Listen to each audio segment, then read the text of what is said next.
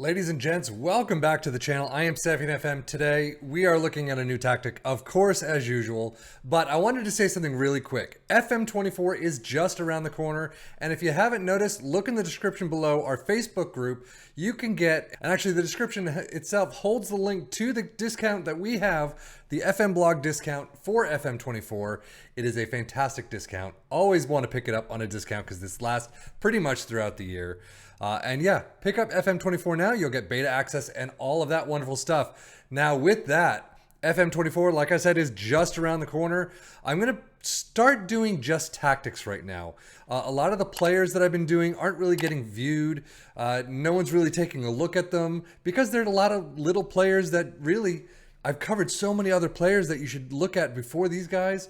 So I'm going to switch to just tactics, see how that goes for a little while. I might actually take a bit of a break before FM24 comes around, kind of gather my resources again, kind of figure out what I'm going to do for FM24, and then head on that road. But today we do have another tactic, the Schubenpress 4231 Asymmetric.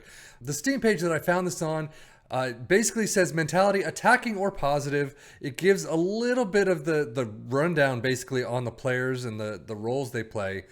It is from someone called Como Se Dice. It does have a Twitter account, an IG account, so it has a little bit of information. I really wish that people would put a lot more information about what to do with these roles, but it was a funky, Schubenpress. Funky name, funky picture. Figured I might as well try it and see what we're dealing with. But now, because FM24 is right here in just a month's time or thereabouts, we're not really getting a lot of tactics that a lot of people are saying you need to try this. So, as always, feel free to give me something in the comments below. Do you want me to try a tactic? Do you want me to try a player and show you how he grows and how the tactics work? But beyond that, we're kind of getting to the bottom of what, I've been able to find. So we're going to find a lot of these tactics that there's really not a lot of information for.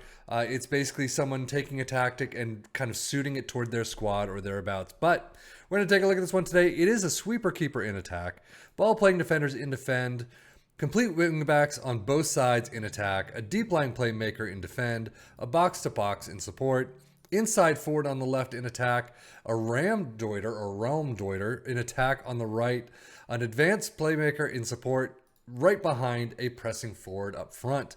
Now the ram doiter we haven't seen at all, I don't think, if very little. So it'll be interesting to see what happens with this one. But attacking mentality, again, he says or positive. In possession, attacking with his narrow approach play is pass into space, overlap in the left and right. Focus play down the middle though. Passing directness standard, tempo is higher, whip crosses in the final third, and shoot on sight. So again, I'm not expecting much with this. Shoot on sight is not really the greatest when you're talking about a top level team like Man City or something. Play for set pieces, be more expressive. In transition, counter press, hold shape, slow pace down, distribute to the center backs and take short kicks. And out of possession, high press line of engagement, a much higher defensive line. Trigger press much more often, prevent short goalkeeper distribution, stay on feet, step up more, trap inside, and stop the crosses. How to do for our three teams of Tottenham, Wolves, and Newcastle? Not good at all. Newcastle in 14th, Tottenham in 15th, and Wolves dead last, relegated completely.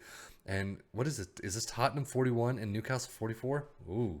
But look at this. Newcastle, 59 goals for, 105 against, negative 46 in the goal differential. That is painful.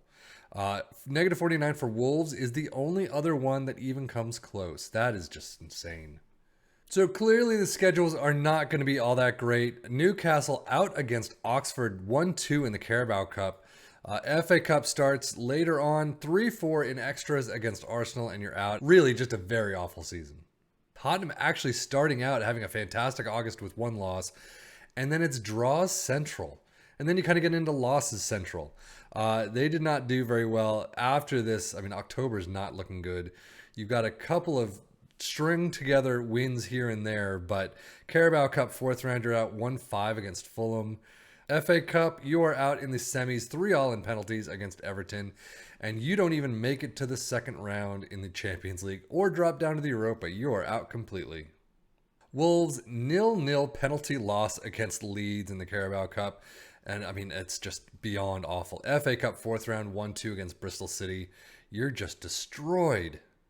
Newcastle transfers, a lot we've seen before. Nobody goes out really. But Semedo, Alex Scott, Tony Weston, Jonas Hoffman from Borussia Mönchengladbach comes in for 36 million. We haven't seen him much, if any. Liam Morrison then, and Rodrigo de Paul on loan from Atletico.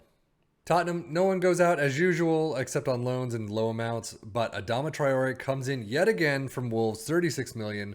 Rodrigo Macedo, Thiago Almada, Rodriguez, and Bikien again. So a lot of them we've seen before, but Traore always comes in.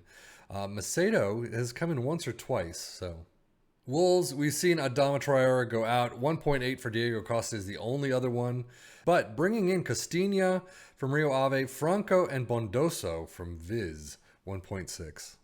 So that brings us to the squads. Bruno Guimaraes, you've got St. Maximin, Botman, Nick Pope, and Trippier all up 40 plus appearances.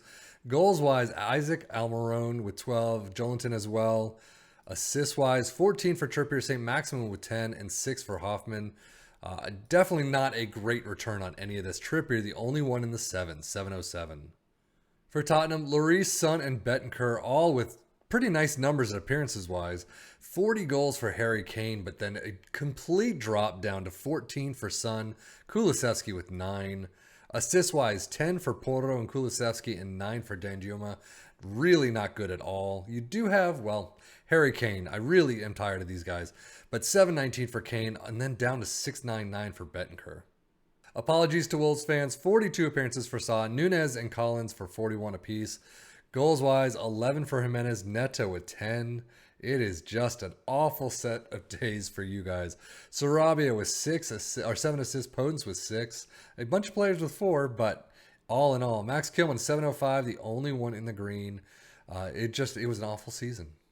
Data hub-wise, they're all pretty much the same. Good defensively, funny enough, and we are only okay in attack. Again, you would normally hope for great in attack and okay in defense because that's what's going to get you higher up in the table. But good defensively, this is where you can see a good defense doesn't always cut it. So you've got team defending, fouls per game is way up there. Blocks per game is good. Interceptions per game is good. Not a lot of attacking numbers. You do have great shot per game percentage there, especially against the Premier League average. But overall, all three teams not really doing it. Good defensively, only okay in attack. Pretty much the same shape. And then you had Wolves. It's like, oh no. But their attacking was just so woeful. Premier League stats-wise, this should be interesting. Tottenham and Newcastle up there in most goals. Fewest shots against, no. Tottenham in most possession. Dribbles made, no. Goalkeeping work, no. Tackles won, no. You don't have a lot. Most shots for, you do have all three, so they are shooting like crazy. They just can't get it. It shoots from sight. So you're expecting a lot of shots on target, or at least around the target, but not a lot actually going into the back of the net. And that's why I find it not really useful for a Man City, Liverpool, Barcelona, things like that. Because if you're shooting right when you get to the point where you can shoot, you're not getting into the box where you're actually going to get shots closer on target. And that's kind of a problem from what I've seen throughout the last several FMs.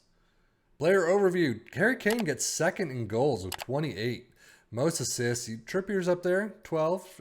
Kind of on the high average side for our three teams and all the attacks we've seen.